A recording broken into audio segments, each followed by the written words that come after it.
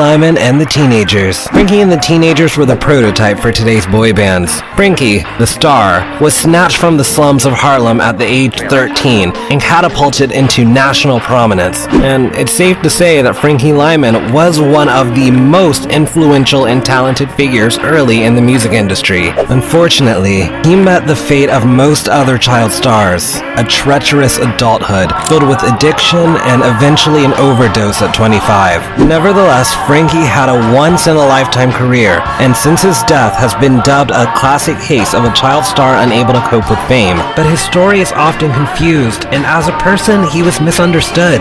This is the tragic tale of Frankie Lymon, America's first teenage rock star. Early life: September 30th, 1942, Washington Heights, New York. A maid and a truck driver would have their first child, Frankie Joseph Lymon. Frankie would grow up in Harlem and had 3 brothers. The family was musical, with his parents being part of a gospel group called the Harmonies, and Frankie's brothers would take after him singing as well. As a neighborhood, Harlem has a history of economic deprivation, and that environment made Frankie tough and hustler from a young age. In the interview, he'd say, "I was a man when I was 11 years old, doing everything most men do. In the neighborhood where I lived, there was no time to be a child. He had to help make ends meet." So at the age of 10, Frankie was already working at a neighborhood grocery store saying, "While most kids my age were playing ball and marbles, I was working the grocery store helping pay rent." On top of that, at a young age, Frankie was already engaging in activities even most adults wouldn't dare do. As a kid, he was hustling prostitutes, saying, "I remember when I was 10, I made a good living hustling prostitutes for white men that would come up to Harlem looking for black girls. I had to get a commission for every customer I brought him," and said, "Sometimes they'd pay me off with something extra." Frankie wasn't just using his grocery store money to help his family out either. Pot was a commonplace for kids where he grew up, even among young teenagers, and Frankie started in grade school. Journey in music. When Frankie was young, he joined a church group, learned to sing, and was even playing the drums. One day in school, he saw a group called the Coup de Ville at a talent show. The Coup de Ville were a local doo-wop group of black and Puerto Rican kids. Frankie begged them for months to join their group, and a month before his 13th birthday, they obliged. As a group, they changed their name multiple times, from the Premiers to the Harmonies, and finally, the Teenagers. Frankie wasn't even the lead singer at first. He was a backup in the quartet, and this time, Lymon was in 8th grade and the Teenagers were sophomores. They grew up in New York in the early 50s. Those days, singing on street corners was the thing to do, and it was how people got noticed. Doo-wop was to kids back then what rap is today. The Teenagers would sing at the grocery store with Frankie every day, harmonizing on the street corners till the neighbors called the cops on them. Frankie's mother used to come and holler, "Frankie, it's 9 time to come home." One day, a well-known singer, Richard Barnett of the Valentines, moved to their area. They took advantage of the opportunity and sang for him. He was shook by the vocals and agreed to let them audition for G Records. When he originally took them down to the record company, they didn't want to record them because they were kids and were worried about issues with the school board. However, Lymon's voice shocked the owner, George Goldner, who said as long as they put Frankie at the lead, they would have themselves a deal. They were just kids though, so their parents would sign the deal with 3 lawyers, which gave the kids an allowance and sent the rest of the money to a trust for when they were 21. Their group dynamic between Frankie and the quartet later served as a model for Motown's early groups, as well as Michael Jackson's Jackson 5 from when he was a kid. Their first release, Why Do Fools Fall in Love, was originally titled Why Do the Birds Sing So Gay, but they were told to change the name. So Frankie and Herman Santiago worked on some of the lyrics, and the song was renamed Why Do Fools Fall in Love. This detail is important for later on for why the rest of the Teenagers never got paid. The Teenagers used to sing in the hallways, and one day a man came out of his apartment and said, "I'm tired of you guys constantly singing the same song in front of my door." So he gave him a poem called Why Do Birds Sing So Gay. They changed some of the song, and they had a new song, Why Do Fools Fall in Love. They wrote it as schoolboys during lunch. The song went #1 on the Billboard Hot 100 chart and went #1 in the UK. They were wildly popular. A parade of girls would come past the block and try to see Frankie and one of the teenagers. Pretty soon, they were appearing at all 48 states, some of the biggest theaters, TV. They were the first real crossover group. They appealed to everyone, black, white, Hispanics. Boris Levy, the other owner of G Records, began managing the group as well, and would eventually be responsible for separating the group. In 1956, Frankie and the Teenagers released 9 singles and performed at the biggest rock and roll show. There, Frankie became close with Zola Taylor, a member of another famous group, the Platters, and they had intercourse on tour while they had a 5-year age gap. Frankie would later go on to regularly have intercourse with girls twice his age. From the age 14, it was his type. In an interview he said, "I didn't like the screaming teenage types," saying, "They didn't know anything about life. I went for women of 25 or over. They were less trouble and more rewarding." He used to pass his sweethearts off as his mother's or older sister to avoid a scandal, because his managers and advisors wanted him to keep the wholesome image. His first big show business romance was with a nightclub dancer who later accompanied him on tours posing as his mother. Frankie explained how they met. "I first met her at a party when we were playing in LA. This gorgeous doll walked up, pinched my cheek, and said, 'Oh, isn't he cute?' I told her, 'You're not so bad yourself, baby. You sure look good to me.' I guess she was pretty shocked. She said, 'You shouldn't talk to your elders like that.' I asked her, 'How about going to breakfast after your last show?' Later, I bought some scotch and took her to my room. In show business, gossip travels fast. Pretty soon, I had a whole stable of women, one in every city. He even almost got exposed once, stating, 'When a newspaper reporter who had been introduced to one of my mothers in New York caught my act in Chicago and was introduced to another one of my mothers, I had a hard time convincing him that he had seen the same women in both cities, especially since they looked nothing alike.' Frankie's management realized Frankie's marketability, and Goldner began to promote Frankie as a solo act and scheduled solo gigs for Lymon, causing tensions between the group while they were on tour in Europe. Around that time, Goldner sold his end of G Records to the other owner of G Records, a man named Boris Levy, a mobster, and before he did, he said Santiago and Lymon had written a song. During the tour, the Teenagers were ignored. Frankie was the only one interviewed or given attention. They also dropped A Miracle in the Rain, but Frankie was singing by himself, and Goldner got another nameless group to record the background vocals, but when it dropped, it said Frankie Lymon and the Teenagers. Members of the group rebelled against Frankie, and the tour in Europe was nearly sabotaged by fistfights and threats of a strike by fellow singers. When they went back to America, they got into an argument, and Frankie left the group. Not with the group in the background anymore. Do you want to talk about it? Do you want to eliminate it? Well, it's not necessary. What happened with the group? Did they just leave on their own? No, they want to go as a quartet instead of a quintet. They figured they might make it better by themselves. So. Levy had successfully ripped them apart, as well as robbed the Teenagers, and the kid who was once begging to sing was now the star. In September of 1957, Frankie left the group and his solo career started off with a decent hit, My Girl, which got him a record deal, as well as the Goody Goody, which he had even performed on the Ed Sullivan Show, a huge late-night show back then on TV. However, Frankie was in no shape to become a solo act, and those around him weren't aware of that. Meanwhile, with Frankie gone, the Teenagers dropped a new song called Flip Flop with a new lead singer. Like the name, it flopped, and they were done. Out of the showbiz, a tale as old as time. Frankie Lymon and the Teenagers broke up when they were at the top. The music industry was still on the rise, so they never got to enjoy it, or got any money or any credit for writing Why Do Fools Fall in Love or any of their hits. They never saw a penny of it. Massive artists were recording these songs like Diana Ross, and the Teenagers lived poor for the rest of their lives. The Teenagers' career barely lasted a year, and although Frankie's lasted longer, his popularity would soon dwindle, due both to his own vices and the fault of others. Frankie had a problem. Due to management, the public thought that he was squeaky clean innocent teenager, but that couldn't be further from the truth. Frankie was a sex and drug addicted teen who was too big for his britches. As I said earlier, he started with pot when he was in grade school, but once he got into show business at the age of 15,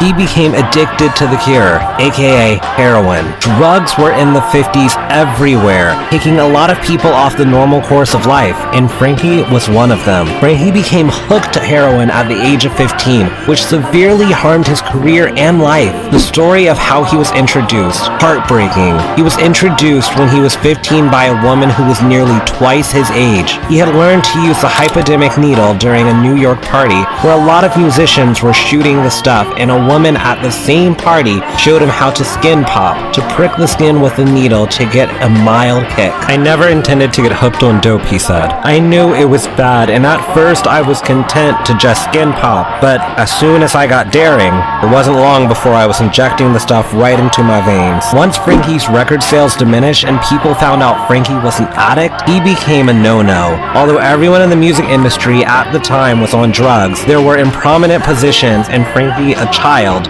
wasn't. Even worse, his voice was changing and no one wanted to develop him.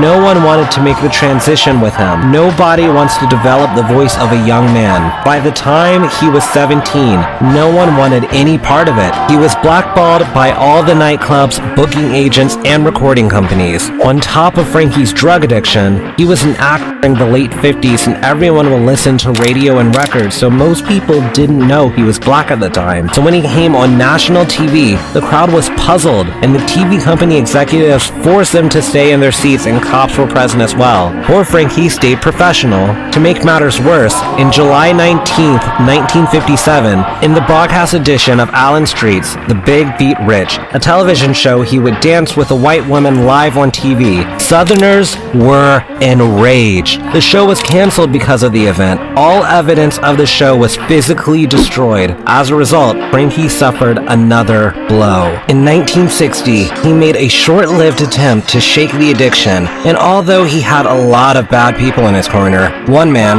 Bob Redcross, Frankie's road manager for a while, tried to talk to him like a father. Frankie said, "He told me about other entertainers whose lives have been cut short by addiction, people he knew personally. He made me move into his house on Long Island where he could be around me all the time to make sure I wasn't sneaking drugs." This was very eerie coming from Frankie, knowing he would meet the fate his ex-road manager had tried so hard for him not to meet many years later. But at the time, Frankie was actually making good progress in conquering his addiction until a personal tragedy drew him back. His 39-year-old mother, ill for more than a year with terminal cancer, died, unaware until the end that she even had the disease. Frankie recalled when he was older, "We never told her the truth. She believed she was going to get well. One of the last things she asked me before she died if I had overcome my habit. I told her, 'Mama, don't worry. I'm doing the best I can. Bob's taking good care of me.' 4 months later, she died, and despondent over his mother's death, the 18-year-old entertainer returned to narcotics to deaden his grief. By the early 60s, Lymon's record sales declined sharply, and as a result of his drug habit picked up even more. By that time, drugs was what he was looking for. He was helpless in the face of his career. He still hustled some appearances, but the chance of reviving his glory days was long gone. And now he had lost his soprano voice he had had when he was a kid. He just didn't have the voice, and they would have to change the key 5 notes down and it would sound horrible. He had to lip sync on TV. At 19, he went to rehab in an attempt to become clean, and Levy would drop him from the record label. The next few years were him attempting to become clean but constantly falling back into heroin. In 1965, he tried reuniting with the teenagers, but it was a flop. Next year, he was looking for a break and had many short-term contracts with 20th Century Fox Records and Columbia Records, but couldn't last. After Lymon lost his popularity, he'd get into a couple serious romantic relationships until his passing. He met his first wife, Elizabeth Waters, in 1961, and in 1964 they got married. They even had a daughter, but she died after 2 days. Their marriage ended, and he relocated to Los Angeles, where he resumed his relationship with Zona Taylor, whom he had known since he was 13. She was so in love with him, she allowed him to destroy her home and money, and had to move in even with her sister. They had a marriage in Mexico, but it didn't last either. Frankie was unable to get jobs. His friends went on and said it really hurt to see Frankie. He was at his lowest point, and there are performances of him lip-syncing with his voice changed. He was no longer the Frankie his friends knew. He was always a brat and egotistical, but when he lost his voice, he was just another Joe. He would get to go to booking offices, and Frankie would come in and beg the bookers to try to get him a job, begging the owner, asking if he remembered who he once was. It was a very sad sight, and in 1965, Lymon made his final TV appearance. His condition was horrible. His performance in 1965 had shown how far he had fallen. He was missing a tooth, his skin was in bad shape. The drugs took a toll on him. He would prowl the streets of New York, searching for old show business friends for a loan to buy a bag of heroin to jolt his shattered nervous system. A few hours later, he'd be back on the hunt. He'd sleep on the subway cars, and no one recognized him as the teenage star he once was, due to his hollowed-eyed, disheveled figure. He'd say, dope peddlers and junkies treated him like a lick. Wherever he was lucky enough to find work, they lurked backstage, ready to get him hooked on a fix. In February of 1966, Frankie was arrested on charges of stealing a set of drums from a recording studio and pawning them to finance his habit. He insisted he was innocent, but lied a bit in that interview. His drug problem was getting worse. He was arrested again on a heroin charge on June 21st, 1966. He'd do anything at the time to fuel his addiction. In fact, at that time, Boris Levy ripped off and addicted Lymon, buying Lymon's publishing rights for only $1,500, which went on to become worth millions and millions of dollars, although Frankie would have never lived to see any. But he was faced with a judge who said, "You don't put this uniform on, we'll put another on you." And while he was stationed, he met his wife, who he changed his life for. Lymon was stationed at Fort Gordon, Georgia, where he met a school teacher, Mia Eagle. While in the army, he would go AWOL, aka desert, and perform at local bars. He would receive a dishonorable discharge. During his time, he met his third and final wife, Amira, a school teacher, and Frankie was living a clean life. However, it didn't last. He met a man named Sam Bray who got him signed to Big Apple Records to record music. So in his 8th month of marriage, he went to New York with his wife's blessing and opted to move in with his grandma in Harlem. He was set on making a comeback. He didn't want to become a has-been like Shirley Temple, Jackie Coogan, or Frank Robinson. However, everyone was aware he was an addict, and promoters of nightclubs and theater owners knew that few addicts succeed in shaking their addiction. His new manager didn't have a lot of money. He was a food inspector, so all Frankie had for him was his talent, gut, and veteran instincts. The odds were against him. Months before his death, Lymon gave his last interview saying, "I know that many people aren't convinced that I've kicked the habit for good, but I know it, and that's the main thing. Sooner or later, the skeptics will get around to believing me. Meanwhile, I'm content to wait," Frankie said in his final interview. One of the neighborhood kids said, "Hey Lou, I heard that your brother died." So I laughed to my friend. I said, "Man, that's about the 4th time somebody told me that he had died." So since I was so close to my grandmother's, I said, "Well, let me go upstairs and say hello to my grandmother, and we'll have a joke about him dying again." And lo and behold, there was my father, policeman, and the person from the corridor. It was no joke.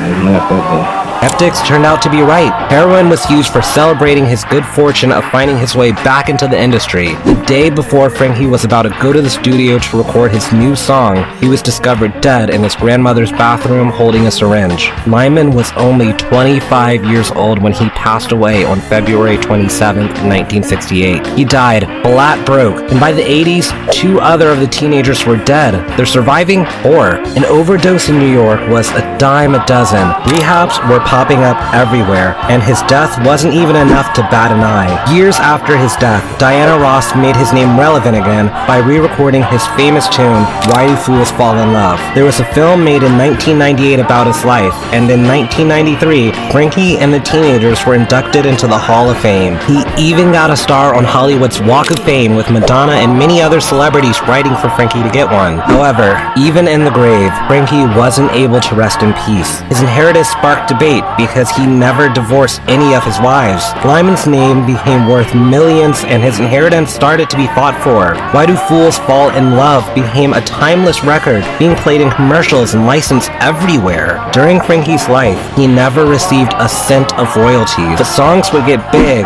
and all of a sudden, everyone was like, where's the money going? Frankie was due royalty, and his old manager Levy had robbed Frankie of his publishing so that it wasn't up for grabs. Myra, Frankie's final wife, asked Levy for her share, but Levy said he wasn't going to give it to her. He said Frankie had 2 other wives and took her to court. Myra eventually won and settled close to $1 million in royalties, likely much more today. The 2 teenagers who had originally written the song never got a cent. After losing the lawsuit in appeals court due to a statute of limitations on the case, essentially they had been cheated out of millions. Boris Levy had walked away with what's worth over 8 figures today. Frankie was snatched from the slums in Harlem at age 13 and catapulted into national prominence by a 1 in a million quirk of fame. The type of story you'd hear in a cheap novel, from a cute kid who won over the hearts of music lovers across the country to towards the end of his life a heroin addict. Heartbreaking sight. A young man growing up in Harlem had 35% chance of making it to 65, and Frankie, despite his massive success, couldn't quite shake the fate of being born in Harlem.